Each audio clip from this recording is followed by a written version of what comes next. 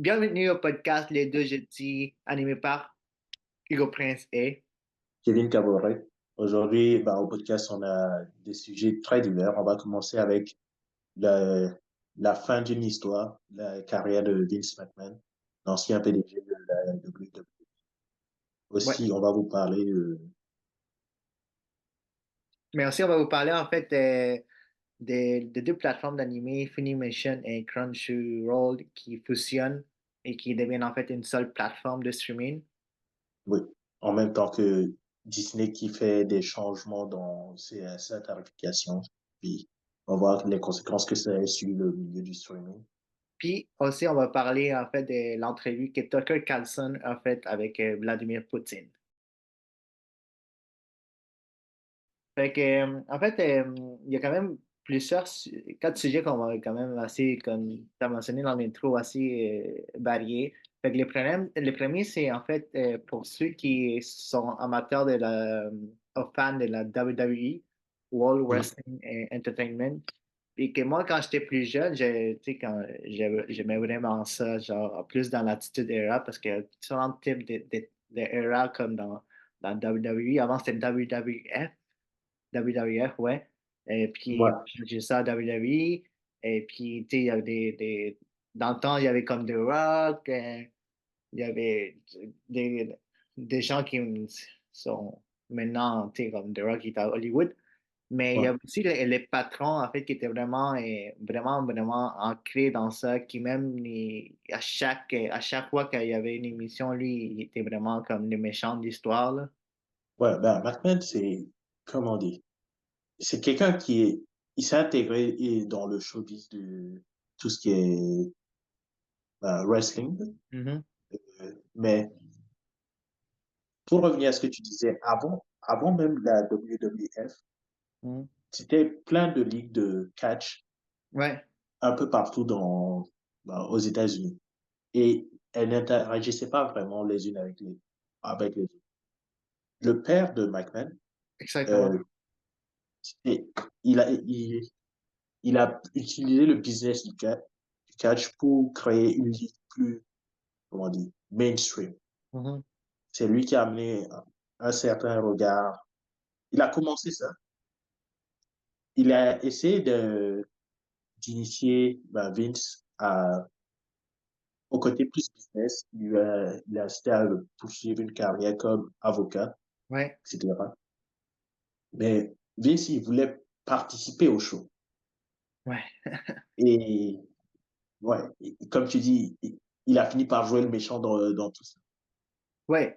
Mais en fait, Vince, c'est celui qui a pris la business de son père puis l'a amené à vraiment à qu'est-ce qu'elle est en ce moment. Puis, en fait, l'année passée, l'UFC et la WWE se sont fusionnés puis ont devenu une seule compagnie je pense que ça s'appelle TKO Group Holdings. Fait que l'UFC et la Ouais, WWE se sont fusionnés. En fait, l'UFC a acheté WWE. Puis, mais tu sais,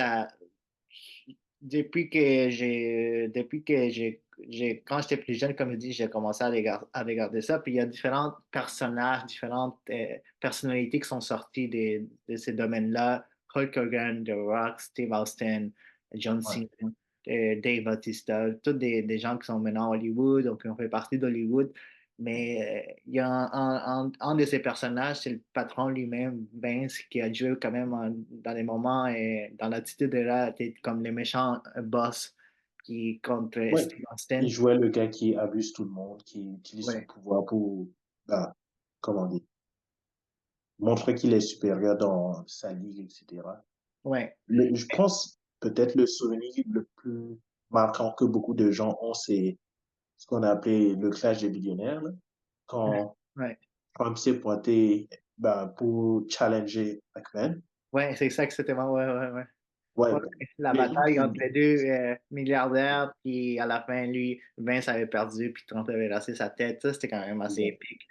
Puis, tu sais, il faut pas oublier non plus, il y a d'autres personnages comme The Undertaker et autres. Mais Mhm, l'affaire, c'est qu'on parle de que lui avait interprété un méchant, mais on dirait qu'il abusait, genre, de ses employés. Mais en mhm. fait, dans la vraie vie, on dirait qu'il a vraiment pris son rôle vraiment au sérieux, même dans la vraie vie, parce qu'en fait, Il, a- On il- dirait que le méchant qui jouait, c'était la version allégée du vrai. C'était comme, ouais, yo. parce que je sais pas si tu as lu ce qui s'est passé en fait, mais l'année passée, il avait quand même, il avait quitté son poste de président en fait, avant que la compagnie soit vendue.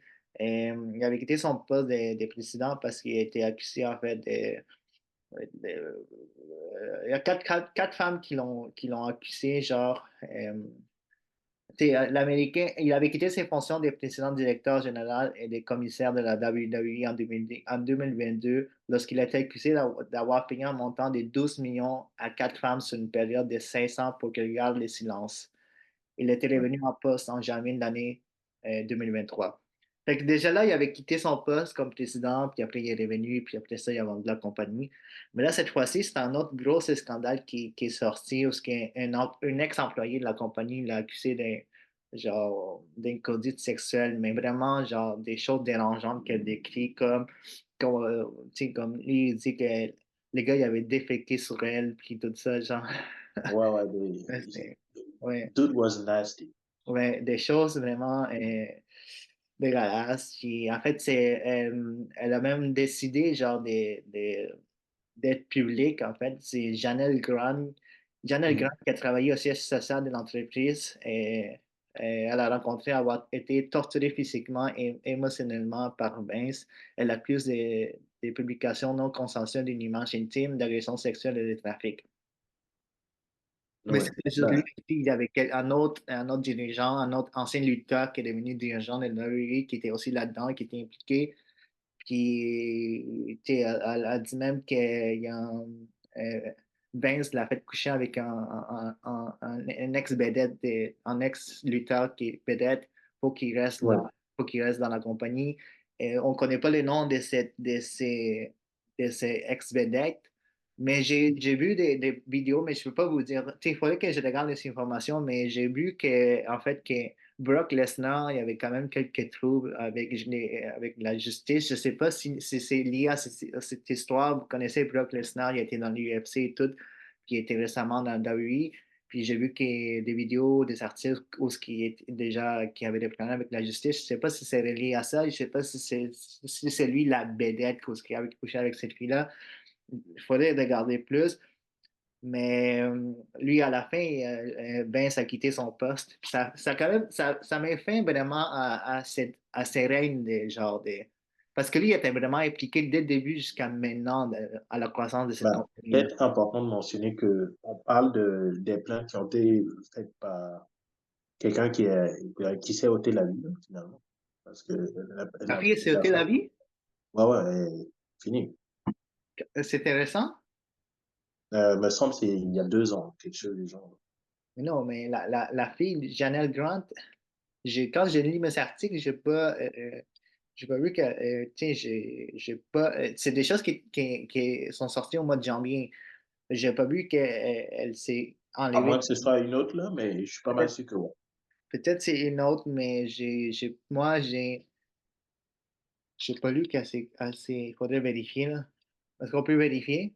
C'est Janelle Grant. OK, Janelle Grant. Est-ce que on va vérifier en même temps? On a Janelle, c'est elle qui a eu, qui a été torturée physiquement, celle elle a rendu son nom public. Puis c'est à cause de ça que Ben s'est vraiment a quitté la compagnie. Puis en fait, la compagnie qui a acheté TKO, ils ont vraiment dit qu'ils n'avaient rien à voir là-dedans. Ça s'est passé vraiment avant l'achat de la compagnie. Fait que, il s'est dissocié complètement des Vince. Puis comme je te disais, ça met fin en fait à son règne de président, vraiment d'image de la compagnie parce que en fait, j'ai jamais vraiment vu un patron en patron vraiment être impliqué genre dans sa compagnie puis devenir vraiment une image, une personnalité parce que on va s'entendre dire que oui, c'était vraiment le patron, les propriétaires de la compagnie, mais il est vraiment devenu une vedette comme les autres lutteurs là. Et il est vraiment devenu cette image-là des genre les méchants patrons et tout. Fait que ça met quand même fin. Je sais pas si ses enfants sont encore impliqués parce qu'il y avait une fille, un garçon qui ont été longtemps impliqués aussi dans la lutte. Puis, ben, si vous connaissez un peu la lutte, vous savez que Triple H s'est marié avec sa femme, puis je pense que c'est lui maintenant le président de la compagnie de WWE. Mais ça avait quand même fait un visionnaire de la lutte, du bâtiment de la lutte, parce que c'est quand même lui qui a amené la WWE à ce qu'il est en ce moment. Mais tu sais, ça n'excuse pas tout ce qu'il a fait et puis les agressions qu'il a commis, là, parce que c'est vraiment Bah, grave. disons que son personnage était populaire, mais je sais pas si c'est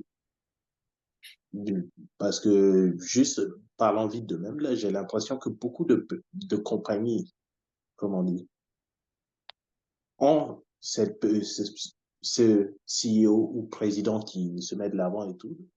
Mais ce qui m'avait marqué dans l'histoire, c'est que oui, il s'est impliqué, comment on dit, à grandir l'awareness de la WWE, mais de ce que j'ai compris, c'était beaucoup le travail de sa femme de gérer tout ce qui était litigation et tout. Mais, ouais, c'est ça. Mais sa femme, je pense, je sais pas encore, mais elle a été quand même impliquée en politique. Je sais pas si elle est encore impliquée en politique américaine. Il me semble que ouais. Ouais, c'est ça. Fait que c'est vraiment elle qui a géré vraiment l'affaire au complet. Ben, pas au complet, là, mais comment on dit, c'était quelqu'un qui était bon devant la caméra, là, mais après, ça prend des gens pour passer les lois et tout. Ouais, il a étudié, comment on dit, faut, faut être, il connaît les principes, mais je pense pas qu'il faisait des meetings Ouais. avec les différents régulateurs. Mais en même temps, tu sais, tu sais, pour conclure ces sujets-là, c'est comme tu peux faire beaucoup de choses, tu sais, tu peux construire beaucoup d'affaires, puis tu peux vraiment bâtir une très grande et bonne réputation, mais tu fais juste une seule chose, puis ta carrière est finie, là. Puis cette chose qu'il a fait est vraiment grave. Puis, puis les femmes qui sont allées devant avec ça et sont vraiment courageuses. Mais tu sais, il y a beaucoup de ces gens-là qui se bâtissent une grande carrière, puis commettent des erreurs, et leur carrière finit de même, là. Tu sais, Vince, eh ben, vraiment dans la lutte en tant que tel, il va tout le temps être genre, ça va être quelqu'un qui a bâti tout ce qui est la lutte moderne, mais tu sais, Ouais, la personne bah, en tant que telle n'est pas une bonne personne. la façon dont je reformule le reste, c'est que, ouais, parce il y a erreur et il y a genre Vince McMahon, là. Parce que c'est pas genre, oups, something happened.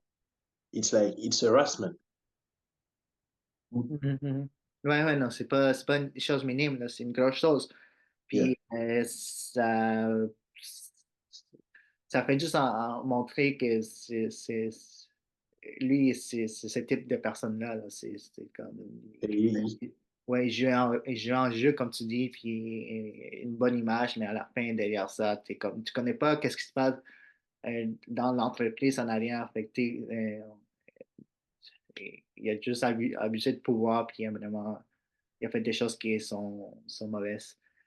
Mais toi, juste une question comme ça, comment tu vois ça, là, comme les legacy des Vince? Qu'est-ce qu'il a fait vraiment dans la lutte, là?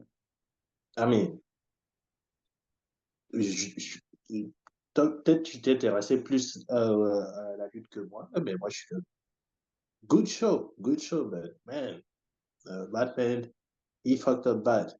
Il, Ouais. nah, c'est une fois que, comment dire, la façon dont tu traites les gens avec qui tu travailles, ça dit beaucoup de choses. Et quand tu te mets à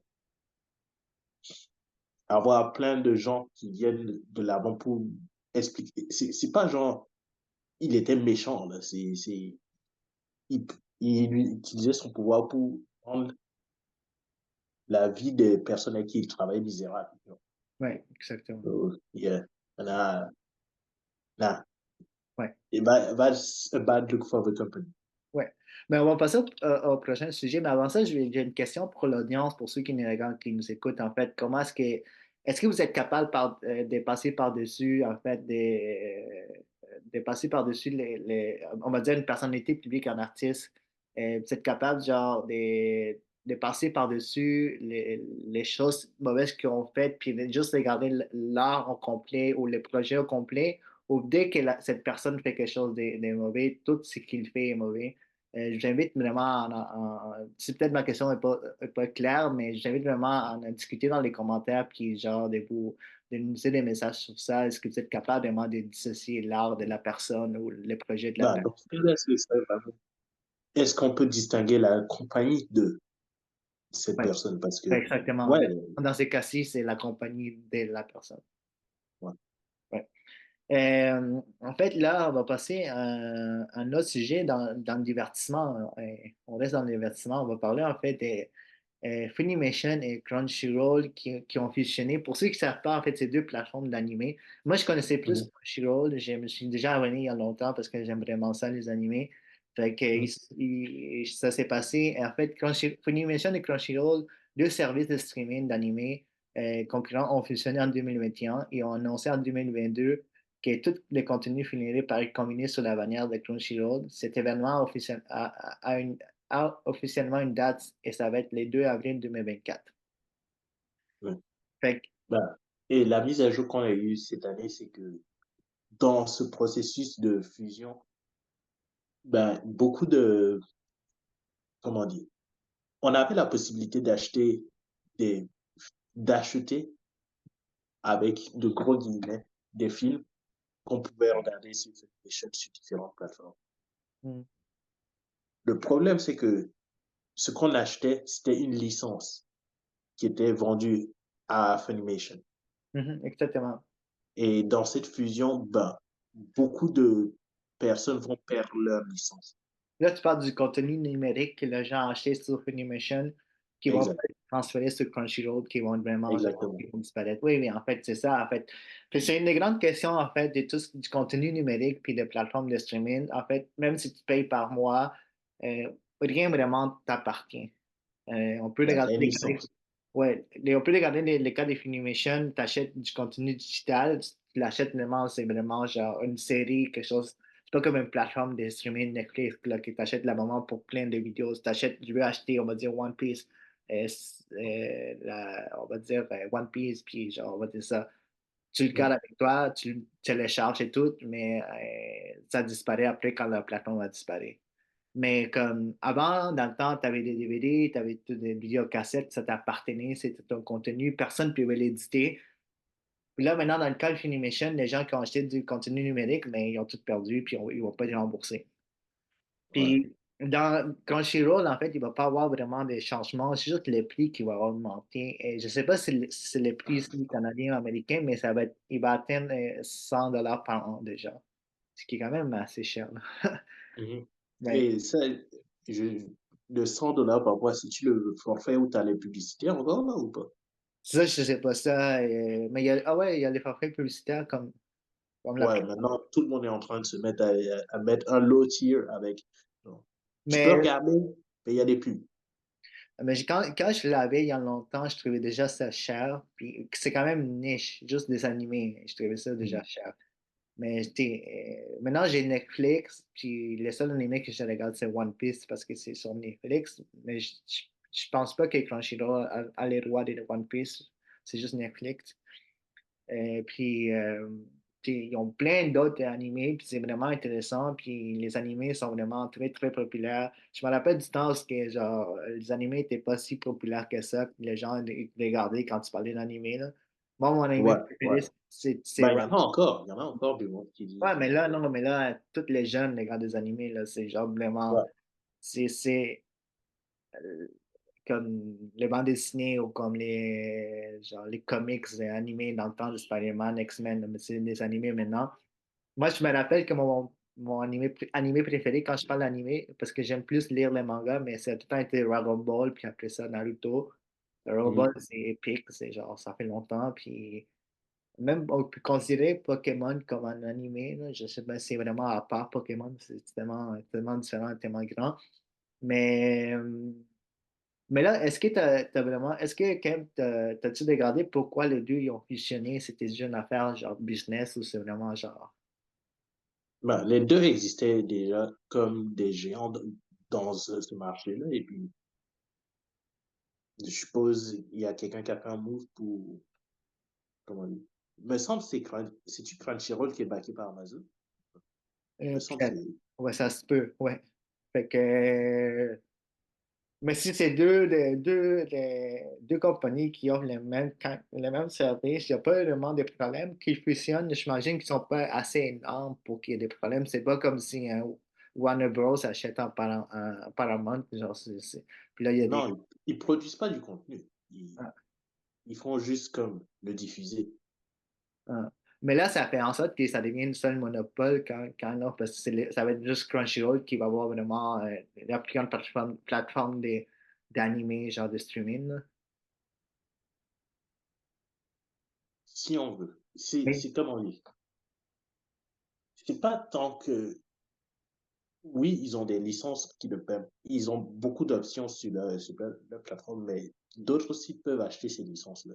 Ouais, c'est Euh, ça, en fait. Comme Netflix, Amazon Prime. ouais. Mais est-ce que dans ce sens-là, c'est une question. Mais Ouais. pour continuer, ben, à mon avis, c'est pas une bonne idée que ce soit arrivé, là. Ben, Mm. pour les clients, pour les gens qui achètent ces services-là, ouais.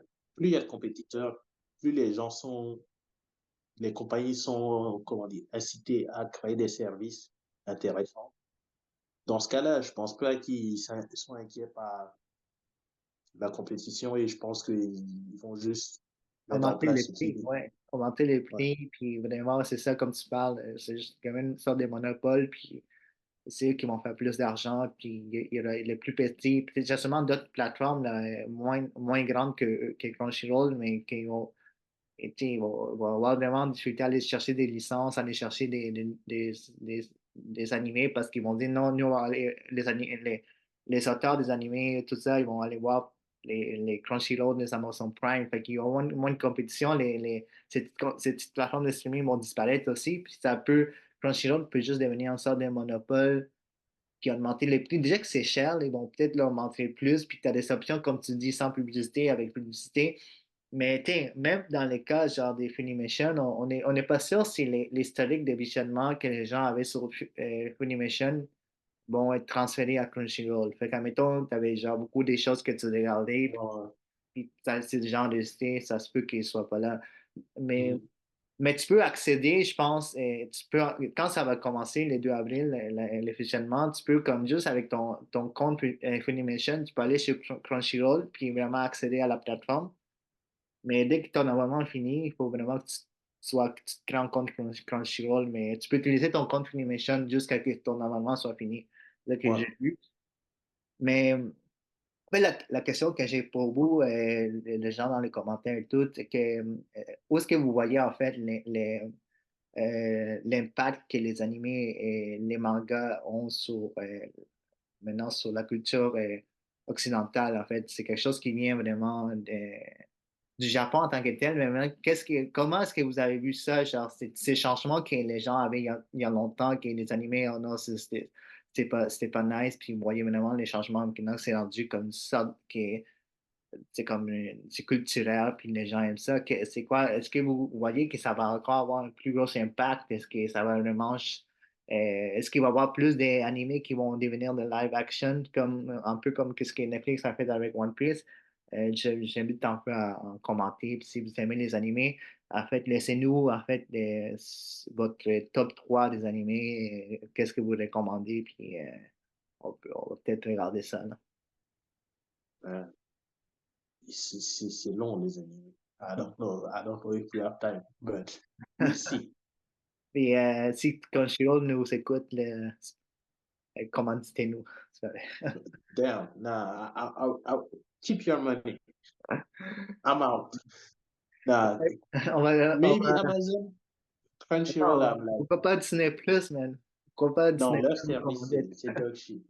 Ah, Mais en parlant de Disney Plus, on va rester encore dans le divertissement, dans les plateformes de streaming. On va parler en plus de Disney Plus qui augmente encore ses prix.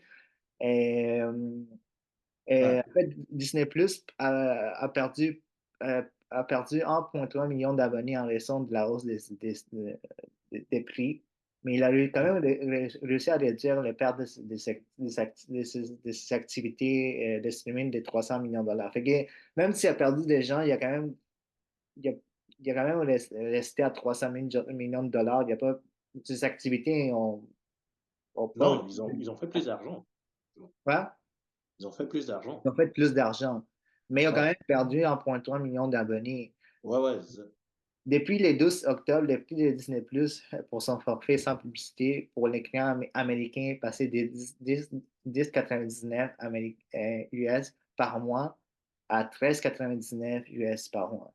C'est Mm. 109,99 par an à 139,99 par an. Quand Ouais. même une grosse augmentation, là. Tu sais, moi, ça, c'est des prix américains, là. Mais moi, je me rappelle au début, quand ça a commencé pendant la pandémie, quand ils avaient lancé ça, c'était comme, je pense que c'est 7,99. Peut-être que c'était moins cher là, avant, là. Mais là, c'est rendu presque 20 dollars. C'est rendu presque le même prix que genre standard Ouais. Netflix. Puis là, Ben, c'est ça. Pour le prix, pour ce prix-là, tu as droit à Loki et 98 séries dont personne ne veut commencer, ben, que personne ne veut finir, plus le catalogue Disney. Genre, Ouais, mais et, là, c'est vraiment, comme tu dis, tu mentionnes, c'est l'endroit où on peut regarder tous les films de Marvel, tous les films de Star Wars, toutes les séries de Star Wars, tous les catalogues de Disney Animation et National Geographic, Pixar, puis 20th Century Fox qui sont achetés. Et aux États-Unis, ils ont Hulu, comme notre plateforme aussi ouais, qui fait partie de Hulu Disney. qui Ouais. survit Ouais. en ce moment. Je pense qu'ils vont merger ça aussi, parce qu'aux États-Unis, c'est comme deux plateformes différentes, parce que Disney Plus avait acheté Hulu. Là, ils vont fusionner ensemble. Mais là, t'as comme des choses comme Predator, Aliens, je pense aussi. Puis t'as vraiment d'autres IP là-dedans aussi. Mais on avait à un moment donné qu'on avait entendu dire que c'était pas capable de faire de l'argent avec Disney Plus. C'était pas profitable. Mhm. Mais ben, en tout cas, dans les derniers mois, ils ont fait plein d'acquisitions encore plus, comment dire, qui vont leur permettre d'utiliser toutes ces, toutes, toutes ces séries-là dans d'autres médiums. Genre. Je ne sais pas si tu as vu qu'ils avaient acheté beaucoup d'actions de Epic Games. Là. Non. C'est quoi, Ouais, Epic Games? ouais, la compagnie qui fait Fortnite. Là. Ah ouais? Mais il Ouais, doit ouais, se lancer plus dans les gaming aussi, là. ouais, ouais. Ouais. Wow. Fait que, Ouais. ils ont Mais- d'autres moyens de monétiser tout ce contenu-là. Parce que maintenant, genre, chaque fois qu'il y a une sortie d'une série ou quelque chose du genre, ils vont vendre des produits, des skins ou quoi que ce soit sur Fortnite, etc., etc. Il y a tout un autre second cycle à part. Ben, ouais, ton abonnement, ça compte, là, mais avant, il y avait le club Disney, je sais plus quoi, les clés, le truc avec les clés, là. non. Mais, tu sais, Disney, ils diversifient vraiment là, le contenu streaming. Mais, tu sais, comme tu mentionnais aussi, quand on parlait de Crunchyroll, il y a aussi, Disney aussi, il offre la possibilité genre, d'avoir la plateforme avec ou sans publicité. Il y a Mm. un forfait, le forfait financé par la publicité qui était lancé au Royaume-Uni, au Canada et en Europe. Les clients de ces régions déterminent les choix entre les trois forfaits, standard avec publicité, standard sans publicité et premium, dont vous pouvez bénéficier du 4K. Mm. Ouais. Et puis, tu sais, moi, je trouve que ça commence à devenir cher parce que c'est pas juste c'est Disney+, il y a plein d'autres plateformes. Là, t'es comme, admettons, tu veux avoir Crunchyroll pour tous les animés, là, tu vas avoir Disney+, pour tout ton catalogue, là, Non, non, Netflix pour ça, ça. Puis là, ouais. tu veux avoir Max comme Crave ici au Canada. Crave Max, c'est la même chose là, pour tout ce qui est Harry Potter, toutes ces patterns-là. Puis là, tu vas aller voir les Missions Impossibles. Puis là, tu vas aller voir, c'est comme six plateformes qui coûtent toutes environ 10 et plus dollars. Puis à chaque année, on dirait que ça augmente. En fait, à chaque 3 mois, on dirait que Netflix, il augmente, Netflix augmente comme ça. Ils veulent vraiment, genre, tiens, bro, non, c'est. Ouais. Bah, ça coûte trop cher comme service et c'est pas d'assez bonne qualité d'avoir toutes ces plateformes. Genre, il y a plein de séries que, comment dire, pour suivre la série complète, tu es obligé de changer de. de plateforme à chaque fois parce que certains ont les premières saisons, etc., etc. Moi, c'est juste un incitatif de plus pour pirating. Like, les gens, au lieu de s'abonner à 18 plateformes pour finir un truc, ils vont juste aller sur un site qui est facile d'accès où tout est là. Là, tu mets anti-pirater, genre pour. Ouais, Ouais. Ouais, ça incite. Maintenant, ça incite quand même, genre, les gens, maintenant, avec toute l'augmentation des prix, puis tout ça, genre, d'aller dans ces sites-là. Tout ce que ces compagnies veulent éviter, là, ils forcent les gens à faire ça, là. Mais, tiens, écoute, avant, on avait les câbles. Les câbles, ça commençait à être cher. Maintenant, c'est les streaming qui sont vraiment chers. et le cas où on te spammait avec les publicités et tout. Ouais, c'est ça. Puis maintenant, Netflix avait déjà dit qu'ils n'allaient pas mettre des publicités dans leur plateforme. Maintenant, ils ont des publicités, là. Fait que là, t'as Mhm. Amazon Prime. En fait, Amazon Prime, je sais pas si tu as entendu qu'Amazon Prime vont se faire poursuivre parce qu'ils ont rajouté. Parce qu'ils aussi ont mis dans Amazon Prime, genre, pour Les les publicités, là, un ils ont mis format. la publicité, puis les gens, comme, ils ont lancé une poursuite qui n'avaient pas le droit de faire ça. J'ai aimé aller chercher des informations, mais j'ai entendu dire que oui, Amazon Prime allait se faire poursuivre à cause de ça exactement. Parce que c'était pas ça qui était convenu, là. Et les gens disent, mais non, tu peux pas, tu demandes les prix pour la publicité et tout. Fait que il faut aller regarder, mais j'ai entendu ça. Puis vous pouvez les retrouver sur Google et tout. Mais écoute, au niveau de Disney+, je trouve pas que c'est comme je l'ai parce que j'aime bien les films des Marvels, mais honnêtement, là, c'est comme, il n'y a pas un grand catalogue des trucs sur Disney+. C'est vraiment, on va dire que c'est quand même assez niche. C'est juste Disney. Ouais. Genre, puis, tu sais, comme, après que tu as regardé tous les films d'animation, puis là, les films des Marvels, c'est comme, qu'est-ce qu'il y a d'autre à regarder, genre? Ouais, non. Bah, pareil, je, bah, je pense que j'ai moins d'abonnements même parce que, yo, I'm like, je prends les trucs, les formats d'essai, là, genre, 3 mois gratuits, machin, machin. But après ça, je suis comme, yo, I'm keeping one. Mais en Et fait, en ce c'est ça. moment, Qu'est-ce que tu as comme plateforme de streaming que tu payes? Apple TV Plus, that's it. That's it. Mais moi, en fait, j'ai annulé Apple TV Plus parce que je voulais juste regarder Ted Lasso, je l'ai fini. Fait que je me suis dit, puis ça a augmenté aussi, hein, Apple TV, c'était comment, bro? C'est rendu 15 $ par mois, c'est comme, bon. Oh, Part non, les- mais c'est ça. À part les MLS Season Pass, là, peut-être comme, mais ça, c'est un autre, tu devrais voir ça en montant de plus. Mais Mhm. je dis non, moi j'ai gardé Netflix, Disney Plus et Amazon Prime. Amazon Prime était en même temps, c'est genre pour les livraisons, mais ça vient avec. Ouais, Puis je me suis comme abonné à Paramount Plus pour regarder des quoi, mais c'est comme j'ai les désactivé, c'était genre free, tu peux les ouais, gratuitement. ouais, c'est ça. Mais c'est vraiment ces trois plateformes de streaming. Mais en fait, pour ceux qui nous écoutent, qui nous regardent, c'est quoi votre plateforme, à quelle plateforme de streaming vous êtes abonné? Puis, admettons que c'est quoi votre top 3 en fait, votre top 3 vous vous dites, si les prix continuent à augmenter, c'est lesquels que je vais garder, en fait. Est-ce que ça va être Netflix, Disney, ou est-ce que ça va être Netflix, Crave? Vous pouvez le laisser dans les Ouais. commentaires, en fait, c'est quoi pour vous, ceux que vous voulez, même si ça demande beaucoup, là, c'est lesquels que vous voulez garder, genre. Ben, il y a ça. Et pour ceux qui ont eu une surprise quand j'ai dit Apple TV Plus, allez regarder The Bear. C'est cool. C'est cool comme ça. Ouais, non, pour le vrai, Apple TV Plus, ils sont vraiment très, très bons Ouais. dans le contenu, puis ils ont vraiment des très bonnes séries, puis maintenant, ils se lancent dans les films, ils ont vraiment des très bons films, puis c'est qualité quand même. On finit-tu avec Ouais. The Big Tucker?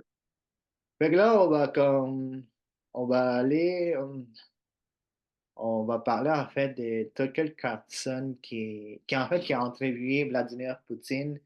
Ouais. Le président russe s'est entretenu pendant 2 heures avec l'ancien animateur des Fox News.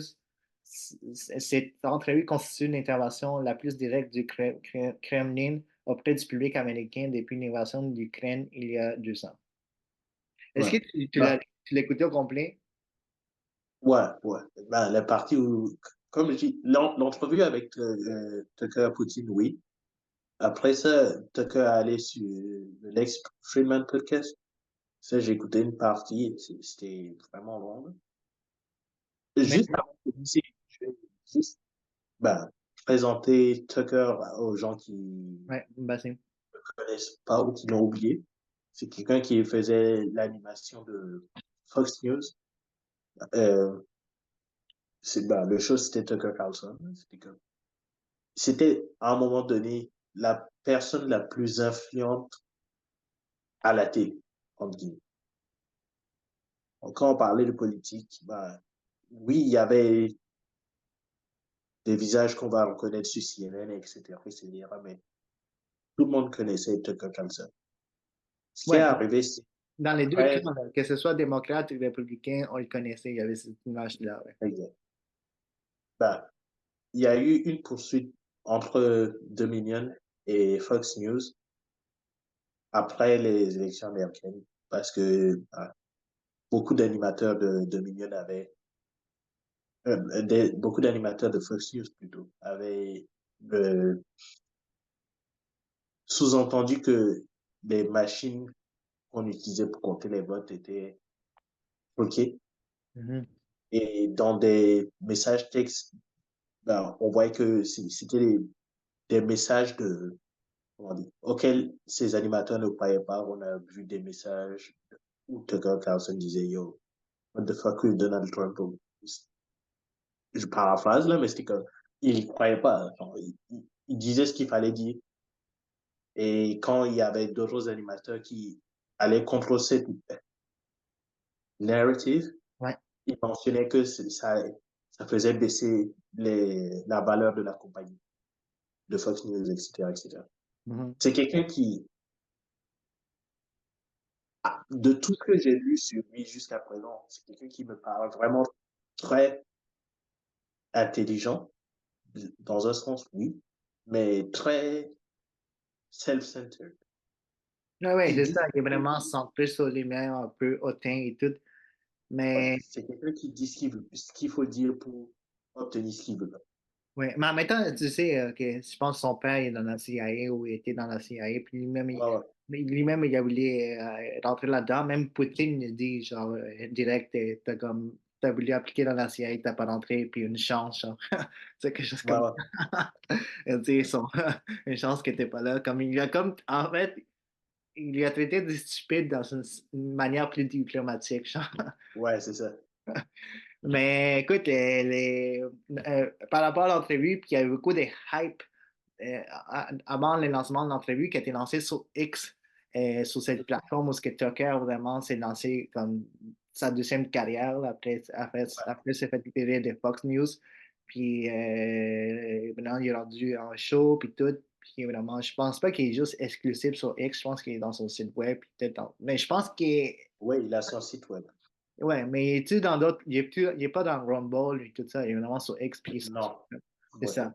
Mais tu sais, il y avait beaucoup de hype, puis on a vu des vidéos qui étaient en Russie et tout. Puis là, il y a des gens qui disent, ah, il va se faire, genre, targeter, il va se faire visser, puis il va se faire, il va disparaître parce qu'il a entrevu Poutine. Puis là, beaucoup de gens, Ouais, s'il pose les mauvaises questions, ouais. d'après ce qu'il a dit sur son... Est-ce que j'avais son- même que des gens qui disent qu'il y avait, je sais pas si ça fait quand même longtemps, mais là, il y avait comme des jets qui le survolaient dans son avion, puis là, comme, tu sais, les gens inventaient plein d'histoires. Mais finalement, il y a eu beaucoup de hype entourant ça. Lui, il était en Russie. Et, Mhm. et quand l'entrevue est sortie sur X, j'étais comme, tout de suite, je te l'ai dit, oh, j'ai une entrevue et tout. C'est quand même 2 heures de temps. Ouais. Et, ben, Poutine, vraiment, au début de l'entrevue, c'était comme un prof d'histoire, là. Vraiment, Ouais. le contexte. Et les gars, peux-tu nous dire à Tucker, mais ça va pas durer longtemps, je vais juste parler Ouais. en plus Le d'histoire. nombre- on devrait mettre un compteur, genre le nombre de fois qu'il a dit, laissez-moi vous apprendre quelque chose. Ouais. Mais en fait, ça l'a pris des allures des monologues auxquels Poutine a exposé la vision de l'histoire entre l'origine du conflit entre la Russie et l'Ukraine. C'est ça, en fait. C'était vraiment généreux. Depuis vraiment très, très longtemps, puis la Deuxième Guerre mondiale, puis tout ça, puis tout ce qui se passe avec l'Ukraine, la Russie, il a vraiment rentré. Je sais pas, ça a duré peut-être 20 minutes, là. Puis un Tucker, Tucker Carlson, il a dit, est-ce que ça a rapport ou ça. Comme, il dit, laisse-moi Ouais, t'expliquer, là, ça va pas durer longtemps, puis ça continue. Mais aussi vite la chose, c'est comme ils sont vraiment rentrés, tout ce qui se passe en Ukraine, puis lui, il a aussi affirmé, Poutine a affirmé qu'il n'avait aucun intérêt ni l'intention d'attaquer des pays voisins comme la Pologne et la Lettonie. Il a ajouté que le conflit pourrait prendre fin rapidement si les États-Unis et les autres alliés occidentaux décidaient de cesser leur aide militaire. ouais. Ben, oui, il a essayé d'expliquer que la culture ukrainienne et russe était similaire, qu'ils avaient des traits en commun, etc. Mais ce qui est sorti beaucoup de l'entrevue, c'est que pour beaucoup de personnes, il n'y avait pas de questions, Ouais, comment dire, qui challengeaient l'autorité de Poutine ouais, ouais. de la part de Tucker. Et deux, c'est parce que en plus de l'entrevue, Tucker allait dans des endroits qui disaient emblématiques, le métro et un supermarché. Puis les gens étaient comme, what the fuck? Yeah. Mais en fait, comme l'après-entrevue, Poutine aussi, il disait il était pas très satisfait. En fait, il s'attendait à ce qu'il un comportement plus agressif, des questions plus difficiles de la part de Tucker Carlson. Il était prêt à ça. Puis il souhaitait que ça arrive, mais ça n'a pas vraiment arrivé. Et puis Poutine aussi, il s'est plaint que ses propos aient ensuite été déformés parce que lui, il parlait en russe, puis là, il y avait comme une espèce de traducteur. C'est ce que 100% qu'est-ce qu'il disait en Oh, russe, c'était traduit en anglais. Moi, j'aime bien à ce que la vidéo, la voix robotisée, la voix de la personne qui traduisait tout, est-ce que c'était 100% qu'est-ce que Poutine disait. C'est quand même, j'ai regardé, puis ça a quand même été vu sur X plus de 200 millions de fois, là. C'est quand même énorme. Et, ouais, non, mais les vues sur Twitter, c'est comme, I don't know, man. hmm, Genre, c'est, c'est pas une vue sur Twitter, c'est genre, tu passes par-dessus le tweet, là. Comme, ouais. Mais là-dedans, Poutine a affirmé que le moment était venu de discuter de la fin de la guerre parce que ceux qui sont au pouvoir en Occident ont compris que la Russie ne sera pas vaincue sur les champs de bataille. Puis on aussi parlait en fait d'un journaliste américain, d'un journaliste qui est détenu aux États-Unis. Et Tucker Carlson il a mentionné, il y a un journaliste qui est détenu, en fait, les journalistes américains du Wall Street Journal, Evan Gershkovich, est détenu en Russie depuis près d'un an pour espionnage. Il lui a demandé s'il mhm. pouvait être libéré tout. Il n'a pas de tabou pour régler cette question, nous sommes prêts à la résoudre. Mais comme tu dis, il y a des gens qui ont critiqué Turquie pour dire qu'il n'a pas vraiment été fort, puis il n'a pas vraiment genre, mis l'autorité de Poutine en question. Mais il y a d'autres Ouais, personnes.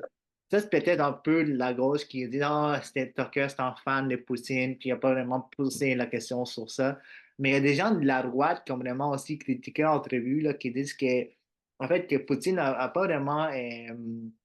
Parce que, tu sais, il voulait que Poutine le mange, genre, vraiment rendre le mange, genre, dans tout ce qui se passe au niveau de la société américaine, puis les déclins, tout ça, genre, que toute tout ce qui est, avec tout ce qui est par rapport au changement de sexe et tout, et tout ce qui est. Il voulait vraiment, genre, que Poutine parle de ça, puis il dit, ah, regardez tout ce qui est la gauche prône, puis tout ça, mais Poutine n'avait vraiment pas parlé de ça, en fait, il n'a pas très. Et en fait, mais c'est comme ça, on lui a donné l'occasion de s'exprimer sur ses efforts pour présenter la Russie comme un défenseur des valeurs traditionnelles face à ce qu'il décrit souvent comme un Occident dégénéré et en déclin. Les présidents russes avaient fait preuve de retenue inhabituelle Il a dit la société occidentale est plus pragmatique, les peuples russes pensent davantage à l'éternel et aux valeurs morales. Il a ajouté qu'il n'avait rien de mal à suivre la voie occidentale, notant qu'elle avait conduit à de bons succès dans la production et même dans la science. Fait que, il n'a pas vraiment attaqué la société occidentale, puis comme la droite voudrait que Poutine l'ait fait. Puis Poutine, des fois, vraiment, dans des discours, il a déjà mentionné, en fait, tout ce qui se passe aux États-Unis par rapport à la guerre des sexes et tout ça, tout ce qui est la grosse prône. Mais dans l'entrevue en tant que telle, il n'a pas vraiment focusé sur ça. Puis certains des gens dans la droite, ils n'ont pas vraiment aimé ça parce qu'ils voulaient vraiment, oh, regarde, Poutine, là, on va pas même parler de ça, mais lui, comme, il n'a pas vraiment mentionné. Euh, ouais, bah, j'ai pas vu ces réactions-là, mais sure. L'enjeu, c'est plus, pour moi, c'est comme, quand tu es l'intervieweur, c'est à toi de guider l'entrevue, genre. Ouais. Et cette entrevue, c'était Poutine qui promenait Tucker Ouais, dans non, des non, histoires. c'était Poutine qui menait. Genre, Tucker a quand même été silencieux plus que je pense, là, que si tu regardes l'ensemble de l'entrevue, tu sais, comme, il a quand même été plus attentif puis écouté, mais c'était Poutine qui menait le bal, là. Même les gens qui sont perspicaces, puis ils voient tout de suite que Poutine il jouait la game, il menait l'entrevue au complet. Mais en général, qu'est-ce que tu as pensé de l'entrevue puis l'impact que ça a eu, genre? C'est beaucoup de, comment dire, j'ai- l'entrevue en tant que telle n'était pas très intéressante. C'était, OK, présenter la Russie, les qualités que Tucker donnait à la Russie, c'était, comment dire, la propreté dans un sens et le fait qu'ils aient toujours accès à certains produits malgré les sanctions économiques dans le supermarché, etc. Ça, c'est des choses que tu peux vraiment observer sur place. Ça apporte une certaine valeur. Mais la présentation qui était faite, l'entrevue en tant que telle, c'était vraiment c'était pas très intéressant. Hmm. Oui. Ouais, l'entrevue n'était pas très intéressante, mais on est d'accord quand même qu'il y a eu un certain impact. C'est quand même sa première entrevue depuis l'invasion de l'Ukraine. Donc, tu sais, Ouais, bah, est-ce que ça lui a donné une visibilité? Oui, mais il n'y a, il y a pas de moment fort là-dedans. ouais. Mais quand je dis sa première entrevue, c'est sa première entrevue avec un média américain, là. Il a déjà fait dans son entrevue, là, mais c'est juste vraiment avec quelqu'un, un média occidentaux américain, on va dire. Et puis, ça crée, il y avait beaucoup de hype. Tu sais, l'entrevue a été telle qu'elle. Puis, est-ce que ça a été quand même difficile? Tous les médias l'ont repris, ils ont en parlé. Mais en fait, je vous invite en fait à nous en parler de qu'est-ce que vous avez pensé de l'entrevue. Est-ce que vous avez voulu vraiment que Tucker Carlson rentre vraiment plus dans les détails, puis vraiment, genre, comme Kevin l'a mentionné, qui vraiment pose des questions plus il soit plus, genre, une manière, comment dire ça? Euh, Qui dit son entrevue? Parce qu'en ce ouais, moment, c'était qui attaque plus Poutine, puis il lui pose des questions sur. même pas tant de l'attaquer, c'est que qui décide où il va amener l'entrevue. Parce qu'en ce Ouais, c'est moment, ça. Euh, il ne se passait pas grand-chose.